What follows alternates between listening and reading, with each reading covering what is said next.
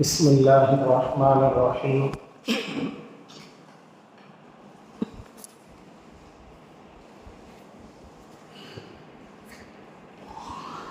الحمد للہ رب العالمین،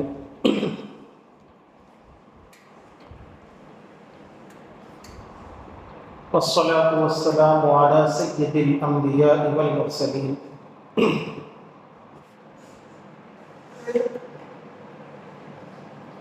اما بعد۔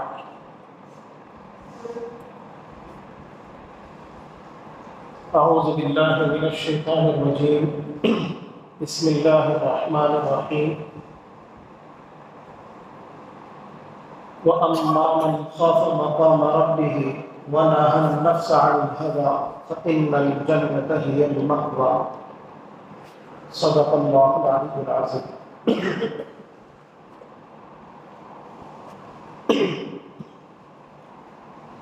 معزز سامعین اکرام، قابل قدر بزرگوں اور عزیز دینی بھائی،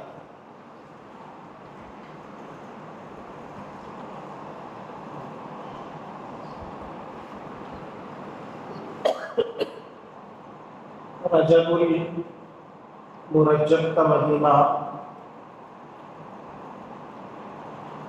ختم ہو گیا اور شعبان المعظم کا مہینہ شروع۔ اس کے بعد جو مہینہ آنے والا ہے وہ بڑا بابرکت مہینہ رمضان المبارک کا مہینہ۔ جناب نبی کریم حضرت محمد مصطفیٰ صلی اللہ علیہ وسلم رجب کا چاند دیکھنے کے بعد سے ہی یہ دعا کیا کرتے تھے، اللہم بارک لنا فی رجب و شعبان وبلغنا رمضان۔ اے اللہ، رجب کے مہینے میں بھی برکت عطا فرمائیے، شعبان کے مہینے میں بھی برکت عطا فرمائیے، اور ہمیں رمضان المبارک تک پہنچا دیجیے۔ گویا یہ دعا ہوئی تھی کہ جب رمضان کا مہینہ بالکل قریب آ گیا، تب رمضان سے پہلے ہماری وفات نہ ہو، ہمیں موت نہ آئے، ہمیں رمضان ملے، مقدر ہو، نصیب ہو، رمضان کے اندر عبادتوں کی توفیق میسر آئے، یہ خواہش ہوتی تھی۔ اور اسی لیے یہ بھی خواہش ہوتی تھی کہ رجب کا مہینہ بھی خیر و برکت کے ساتھ گزر جائے، شعبان کا مہینہ بھی خیر و برکت کے ساتھ گزر جائے، نیکیوں کے ساتھ، بھلائیوں کے ساتھ، خوبیوں کے ساتھ، اچھے کاموں کے ساتھ گزر جائے۔ ان دونوں مہینوں میں برکت ہو، عمر میں، عمل میں، ہر چیز میں۔ زندہ بھی رکھیے اے اللہ تو اچھے کاموں کے ساتھ زندہ رکھیے، کوئی غلط کام نہ ہو، کوئی برا کام نہ ہو، کوئی معصیت کا ارتکاب نہ ہو، گناہوں کا ارتکاب نہ ہو۔ رجب کا مہینہ بھی گزر جائے، شعبان کا مہینہ بھی گزر جائے، رمضان کا مہینہ میسر آ جائے۔ یہ دعا جناب نبی کریم حضرت محمد مصطفیٰ صلی اللہ علیہ وسلم کی ہوا کرتی تھی۔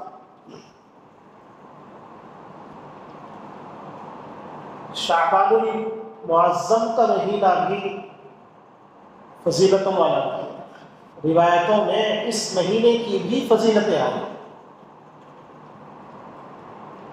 حضرت عائشہ رضی اللہ تعالی عنہا سے مروی ہے، وہ فرماتی ہے کہ میں نے کبھی کسی مہینے کے مکمل روزے رکھتے ہوئے اللہ کے نبی حضرت محمد مصطفیٰ صلی اللہ علیہ وسلم کو نہیں دیکھا سوائے رمضان۔ رمضان کے مہینے میں تو پورے روزے رکھتے تھے، اور رمضان کے علاوہ کسی اور مہینے میں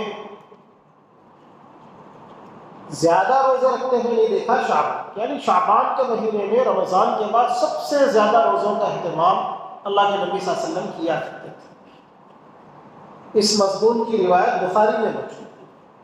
حضرت عائشہ رضی اللہ تعالیٰ عنہ سے مروی ہے کہ اللہ کے نبی صلی اللہ علیہ وسلم رمضان کے بعد سب سے زیادہ روزوں کا اہتمام شعبان میں کرتے تھے۔ اور حضرت اسامہ بن زید رضی اللہ تعالی عنہ جو اللہ کے نبی حضرت محمد مصطفیٰ صلی اللہ علیہ وسلم کی صحبت میں سب سے زیادہ رہنے والے صحابی ہیں. آپ نے ان کو اپنا منہ بولا بیٹا بھی کہا تھا. حضرت زید کو آپ کے والد کو، ان کے یہ فرزند ہیں حضرت اسامہ.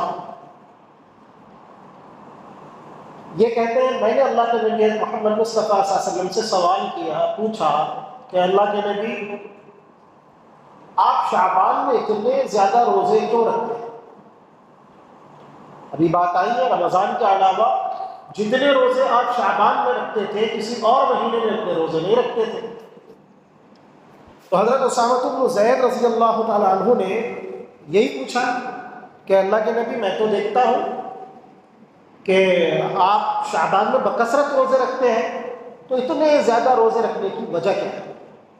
تو اللہ کے نبی حضرت محمد مصطفیٰ صلی اللہ علیہ وسلم نے جو جواب دیا تھا وہ یہ تھا کہ دیکھو یہ ایک ایسا مہینہ ہے جو رجب اور رمضان کے درمیان میں ہے، اور اس مہینے میں لوگ غافل رہتے ہیں، غفلت برتتے ہیں.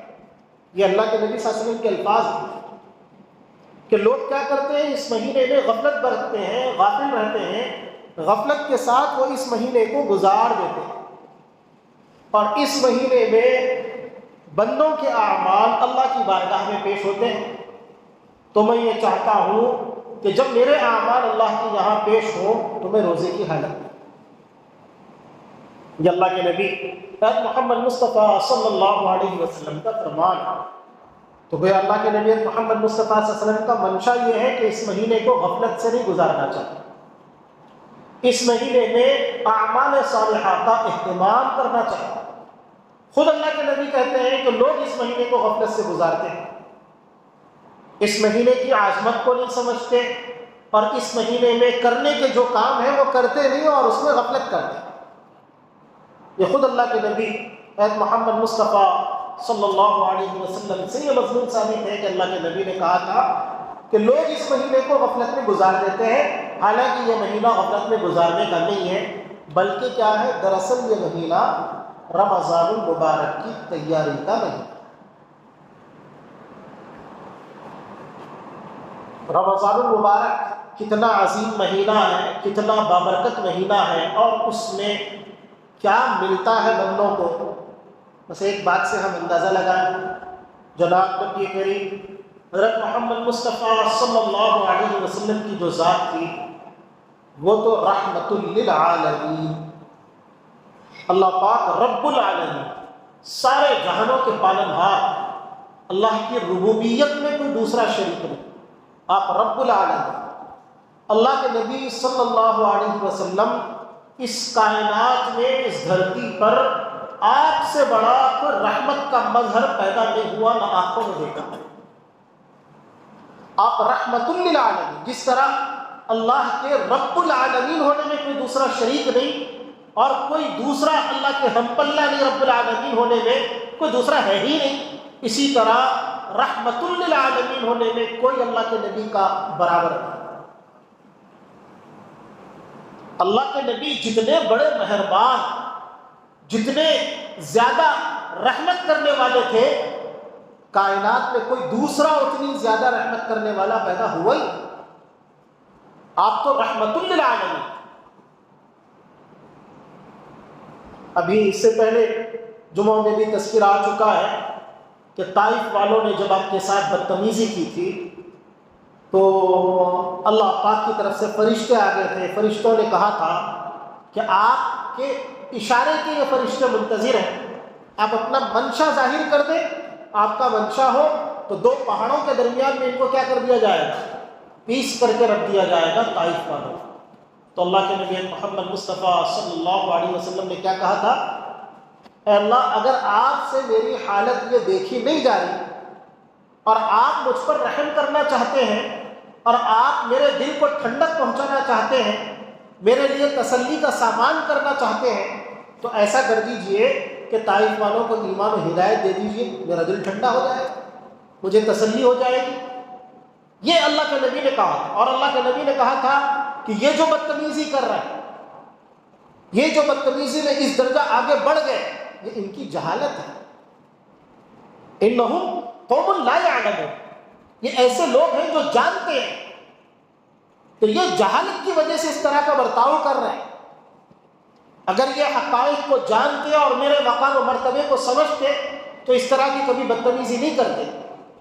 تو یہ عذر پیش کیا، کہا کہ اللہ آپ ان کو معاف کر دیجیے۔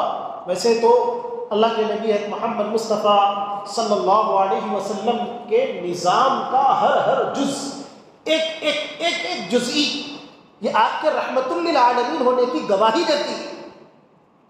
جیسا اسوہ، جیسا نمونہ آپ نے پیش کیا، جو نظام آپ نے پیش کیا، آج کل جس طرح کی یہ یہودی سازشیں پوری دنیا میں پھیلی ہوئی ہے، اس کے مقابلے میں اللہ کے نبی کی سنتوں کا نور، اللہ کے نبی نے جو طریقہ بتایا جینے کا، جو سلیقہ بتایا اور جو پاکیزہ طریقہ دیا، جو اسوہ آپ چھوڑ کے گئے، جس اسوے پہ چلنے کی آپ نے ہدایت کی، تلقین کی، تو وہ انسانیت کے لیے کتنی بڑی رحمت ہے۔ آپ کی تعلیمات اور آپ کا جو اسوہ ہے، یہ تو اس سے بھی پتہ چلتا ہے کہ آپ کتنے رحمت للعالمین۔ تو اتنے رحمت للعالمین کہ آپ سے بڑا کوئی مہربان پیدا نہیں ہوا، لیکن آپ نے بھی بد دعا دی ہے۔ اللہ کے نبی نے بھی بد دعا دی ہے۔ کس کے لیے بد دعا دی ہے؟ منبر پہ آپ چڑھے تھے، کیا کہا تھا کہ کسی کی زندگی میں رمضان آ جائے، رمضان کے آنے کے بعد بھی وہ اپنی مغفرت کا سامان نہ کروا سکے، اللہ کو وہ راضی نہ کروا سکے، اپنے آپ کو وہ پاک و صاف نہ کروا سکے، تو ہلاک و برباد ہو جائے۔ جو رمضان کی قدر نہیں جانتا، رحمت للعالمین نے، اتنی مہربان ذات نے آمین کہا ہے جبرائیل امین کی بد دعا کو۔ تو اس سے آپ رمضان کی قدر و قیمت کا اندازہ لگائیے۔ کیا چیز ہے رمضان؟ رمضان چیز ہی ایسی ہے، بندہ تھوڑا سا اللہ کی طرف لپک جائے، تھوڑی سی توجہ کر لے، تو اللہ پاک سب کچھ دینے کے لیے تیار ہوتے ہیں۔ اس کے باوجود بندہ تھوڑی سی عنابت کر کے، تھوڑی سی توجہ کر کے رمضان سے فائدہ اٹھانے کے لیے تیار نہ ہو، تو پھر اللہ کے نبی نے بھی آمین کہا ہے جبرائیل امین کی بد دعا پر کہ ایسا شخص ہلاک و برباد ہو جائے۔ جب اللہ کی طرف سے ایسا انتظام ہے، ہر طریقے کا اعلان ہے، لیکن اس کے باوجود کوئی رمضان کی قدر کو نہیں سمجھتا، تو اب اس بات کو سمجھنے کے لیے کہ رمضان کیا چیز ہے، بس اللہ کے نبی کی وہ آمین کا، اس آمین کو دیکھ لو۔ اور پھر یہ جو واقعہ ہے، اس واقعے سے ہمیں سبق ملتا ہے کہ ہمیں کیا کرنا چاہیے، رمضان سے فائدہ اٹھانے کے لیے پہلے سے پوری تیاری کرنی چاہیے۔ کوئی غریب ہو، کوئی فقیر ہو، کوئی محتاج ہو، ہماری مسجد کے پاس بھی بعض لوگ مانگنے کے لیے کھڑے ہو جاتے ہیں، تو اس طرح مسجد کے دروازوں پر کوئی کھڑا ہوا ہو، وہ آپ سے کچھ مانگے، اور آپ کیا کریں، نکالنے کے لیے جیب میں ہاتھ ڈالیں، کوئی چلر نہ ملے یا دینا نہ چاہے، وہ بد دعا دینے لگے، بہت خطرناک طریقے کی بد دعائیں دینے لگے، تو کیا ہو جائے، برباد ہو جائے، تو ہلاک ہو جائے، تو ایسا ہو جائے، تو ویسا ہو جائے، تو آدمی ڈرنے لگتا ہے کہ کہیں اس کی بد دعائیں مجھے نہ لگ جائے، اور فوراً کیا کرتا ہے، کچھ نہ کچھ جو ہو وہ تھوڑا بہت کیا کر دیا جائے، دے دیا جائے۔ آدمی ڈرتا ہے کہ نہیں ڈرتا؟ ایک فقیر کی بد دعا سے ڈرتا ہے۔ جبرائیل امین نے بد دعا کی ہے، اللہ کے نبی نے آمین کہا ہے، کیا ہمیں اس سے ڈرنا نہیں چاہیے؟ کیا ہمارے دل میں یہ جذبہ نہیں ہونا چاہیے کہ رمضان آنے والا ہے تو جبرائیل امین کی بد دعا ہمیں نہ لگ جائے؟ ہم کچھ ایسی تیاری کر لیں، کچھ ایسا اہتمام کر لیں کہ جبرائیل امین کی بد دعا سے محفوظ ہو جائے۔ ہم معمولی بھیک مانگنے والے کی بد دعا سے ڈرتے ہیں، لیکن کیا ہمیں جبرائیل امین کی بد دعا سے ڈرنا نہیں چاہیے؟ یہ سوچنے کا مقام ہے، غور کرنے کا مقام ہے کہ یہ شعبان کا مہینہ رمضان المبارک کی تیاری کا مہینہ، اور اسی لیے اللہ کے نبی نے کہا ہے کہ دیکھو تمہارے اپنے گھر میں خاص موقع آتے ہیں، مہینوں پہلے سے تم تیاری کرتے ہو، بچی کی شادی آ گئی، بچے کی شادی آ گئی، بھانجے کی شادی آ گئی، بھانجے کی شادی آ گئی، بھتیجے کی شادی آ گئی، بھتیجے کی شادی آ گئی، تیاری کتنے دن پہلے سے کر رہا ہے؟ رمضان آ رہا ہے، رمضان کی تیاری کب سے کرتے ہو؟ کیا رمضان کی تیاری کا کوئی اہتمام ہے؟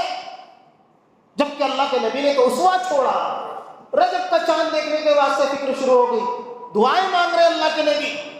کبھی اللہ کے نبی سے یہ تو ثابت نہیں کہ آپ شادیوں کی تیاری 2-2 3-3 مہینے پہلے سے کیا کرتے ہیں، لیکن رمضان کی تیاری آپ 2 مہینے پہلے سے کیا کرتے تھے اور دعائیں مانگا کرتے تھے۔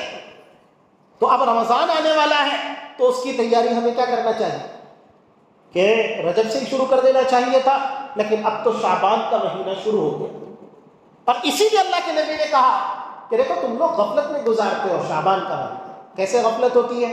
اب کسی سے کہیں چلو بھائی نماز کا وقت ہو گیا، نماز پڑھنے کے لیے چلو، اذان ہو گئی، تو بندہ آگے سے کیا کہتا ہے؟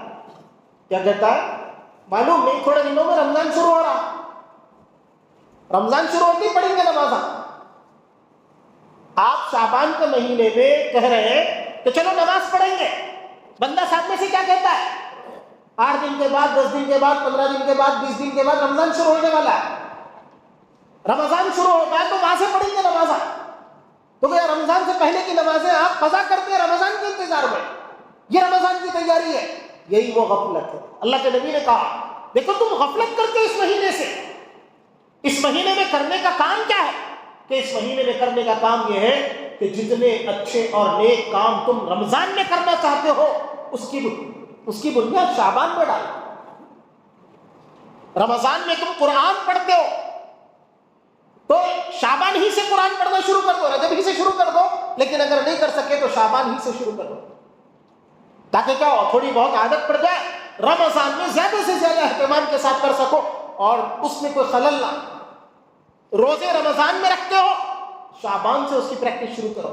اسی لیے اللہ کے نبی صلی اللہ علیہ وسلم سب سے زیادہ روزے شعبان میں رکھتے تھے۔ حضرت عائشہ رضی اللہ تعالی عنہ کہتی ہے کہ میں جو ہے رمضان کے روزے کبھی قضا ہو گئے، عورتوں کے ایام ہوتے ہیں نا، ان دنوں میں وہ روزہ تو نہیں رہ سکتی ہیں تو بعد میں رکھنا پڑتا ہے، تو کچھ روزے قضا ہو گئے، فرض روزے میں نہیں رکھ سکی، تو میں اب اللہ کے نبی کے گویا اللہ کے نبی کو سامنے رکھ کر کے میں وہ روزہ نہیں رکھتی تھی عام دنوں۔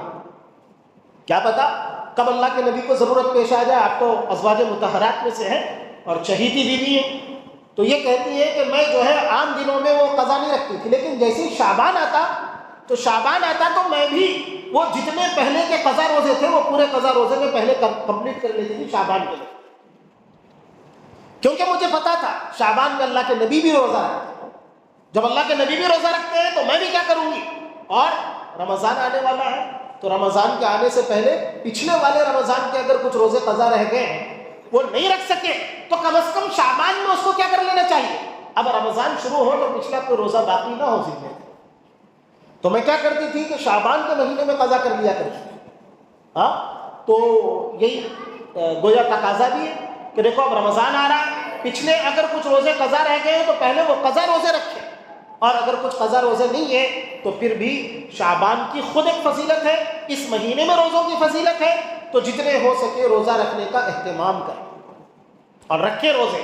وجہ اس کی یہ ہے کہ دیکھو رمضان شروع ہوگا، روزہ رکھنے کی عادت نہیں، سیدھا پہلے رمضان میں آپ پہلے روزہ رکھیں گے تو ہو سکتا ہے کہ وہ روزہ آپ کا خراب ہو۔ پہلے 3-4 روزے 5-6 روزے رکھ کر کے کیا کر لیں۔ ہاں اللہ کے نبی نے یہ بھی کہا، اللہ کے نبی سے ثابت ہے کہ شعبان کے آخری دنوں میں روزہ نہیں رکھنا چاہیے، 28 29 27 شعبان کے روزے نہیں رکھنے چاہیے۔ یہاں کیا کر لیں کہ آدمی ان روزوں کو نہ رکھے، اس سے پہلے جتنے روزے رکھ سکتا ہو، جو روزے رکھ سکتا ہو شعبان میں رکھے، لیکن آخری 3 دنوں کے روزے نہ رکھے، 2-3 دنوں کے، تاکہ کیا ہو کہ رمضان کا جو استقبال ہو پوری نشاط کے ساتھ کنٹینیوشن میں اگر روزے رکھیں گے تو ہو سکتا ہے کہ رمضان کے روزوں کا جو اہتمام ہونا چاہیے وہ اہتمام نہ ہو، اور بالکل وہ نشاط کے ساتھ جیسے ہونے چاہیے وہ نہ ہو، بلکہ ملا دیے جائے تو اس طرح ملانا نہیں چاہیے۔ اور ملانے میں تھوڑا سا ایک شبہ یہ بھی ہوتا ہے، حالانکہ شبہ تو کوئی ایسا شبہ ہے بھی نہیں، چونکہ جب بھی بندہ شعبان کا روزہ رکھے گا تو شعبان ہی کی نیت سے رکھے گا، لیکن علماء نے لکھا ہے صورتاً کیا ہونا ہے کہ وہ رمضان کو بڑھانا ہے۔ رمضان کے روزے اللہ نے 29 رکھے یا 30 رکھے، شعبان کے آخری دن بھی وہ روزہ رکھتا ہے تو گویا اس آخری دن کو رمضان کے ساتھ اٹیچ کرنا ہے، حقیقت میں تو اٹیچ نہیں کر رہا ہے، چونکہ اس کی نیت رمضان کی تو ہے ہی نہیں، چونکہ وہ شعبان کا مہینہ ہے تو شعبان ہی کے روزے کی نیت سے رکھے گا، لیکن اگلا روزہ جو ہوگا وہ رمضان کا ہوگا۔ تو اگلا روزہ چونکہ رمضان کا ہے تو رمضان کے ساتھ صورتاً شعبان کا روزہ ملا دیا اور رمضان کو گویا ایکسٹینڈ کر دیا اپنی طرف سے۔ تو اس لیے کیا کرے کہ اہتمام سے وہ روزہ نہ رکھے، آخری دنوں کا روزہ نہ رکھے، بلکہ اس کو کیا کر دے، ہاں اگر کسی کا وہ معمول ہو تو بات الگ ہے، لیکن کامن جو آدمی عام مسلمان جو ہے وہ عام مسلمان اہتمام کرے کہ آخری شعبان کے 2-3 روزوں کو چھوڑ دیا کرے، ان روزوں کو نہ رکھا کرے۔ اب ان کے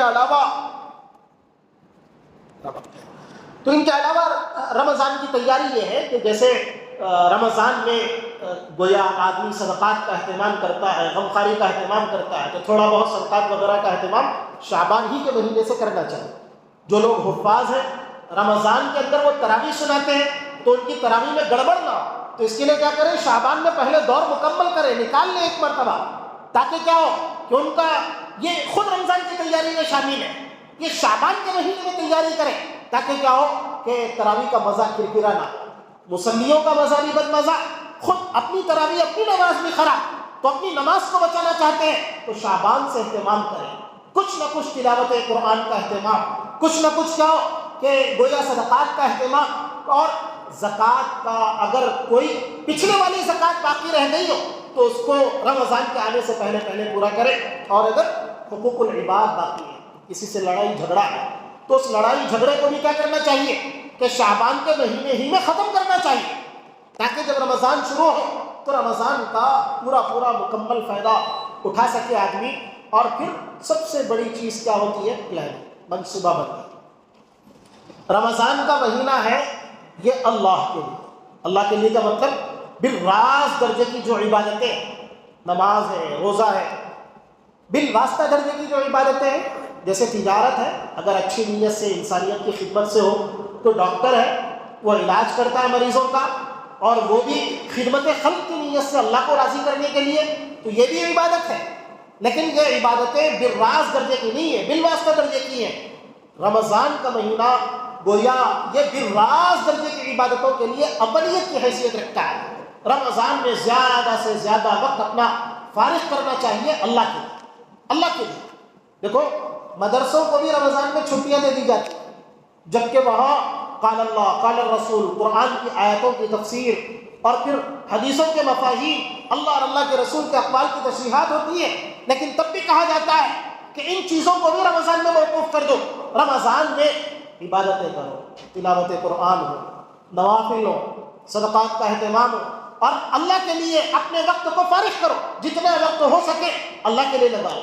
تو یہ رمضان کیسا ہے؟ تو اب ہم کو کیا کرنا چاہیے کہ اگر کوئی امپلائی ہے تو وہ امپلائی کیا کرے، اس کی تیاری تو شوال سے ہی ہونی چاہیے، 1 سال پہلے سے، کہ وہ کیا کرے، اپنی چھٹیوں کو بچا کے رکھے رمضان کے لیے، سال بھر میں جہاں جتنی ضرورت ہو بس وہی وہ چھٹی لے، لیکن جتنی چھٹیاں اس کی گویا وہ قانونی اعتبار سے بنتی ہیں اس کو بچا کر کے رکھے رمضان کے، جتنی بچ گئی ہیں وہ ساری چھٹیاں رمضان میں استعمال کرے اللہ کے لیے۔ جب یہ ساری چھٹیوں کو میں استعمال کروں گا میں اعتکاف کروں گا، اور یہ سارا وقت کے لیے لگاؤں گا، اللہ کے لیے لگاؤں گا۔ اور پلاننگ کیسی کرے، تو کاروباری آدمی ہو، یہ ہم لوگ جو ہے نا دنیا کے اعتبار سے تو پوری پلاننگ ہوتی ہے، تیاری ہوتی ہے۔ رمضان آ رہا ہے تو رمضان میں فروٹس کا جو کاروبار کرتے ہیں وہ دیکھو شعبان سے کیسی تیاری کرتے ہیں۔ رمضان آ رہا ہے تو رمضان کے آنے سے پہلے تیاری کرتے ہیں کہ ہمارا کاروبار کہاں سے کتنا سامان لینا ہے، کیسا بیچنا ہے، کیا کرنا ہے، پورا شیڈیول بنایا جاتا ہے۔ یہ دنیا کے لیے تو ہم کرتے ہیں، لیکن رمضان اصل جس کام کے لیے آیا ہے، اللہ کی عبادتوں کے لیے، تو اس کے لیے اوقات فارغ کرنے کا بھی ایسے ہی اہتمام کرنا چاہیے جیسے کوئی رمضان میں کاروبار کرنے والا آدمی، کپڑوں کا کسی کا بزنس ہے تو وہ، اور پھر رمضان یہ کاروبار کے لیے، شاپنگ کے لیے، خریداری کے لیے رمضان نہیں ہوتا ہے۔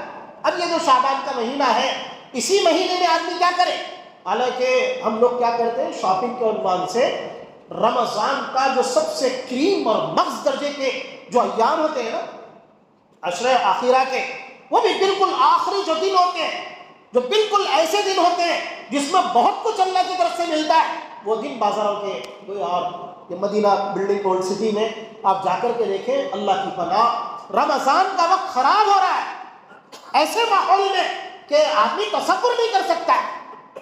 اللہ کے نبی کی اگر تعلیمات دیکھی جائے اور آج ہمارا یہ ماحول دیکھا جائے کہ بازاروں میں رمضان کے دن ایسی حالت میں گزر رہا ہے جہاں چلنے کا تصور تک نہیں کر سکتا ہے بندہ، اتنا کراؤڈ، اور وہ بھی ایسا مخلوط ماحول، عورتیں مارکیٹنگ کے لیے اور گویا خریداری کے لیے، شاپنگ کے لیے نکلتی ہیں راتوں میں، اور پوری رات کیا ہوتی ہے؟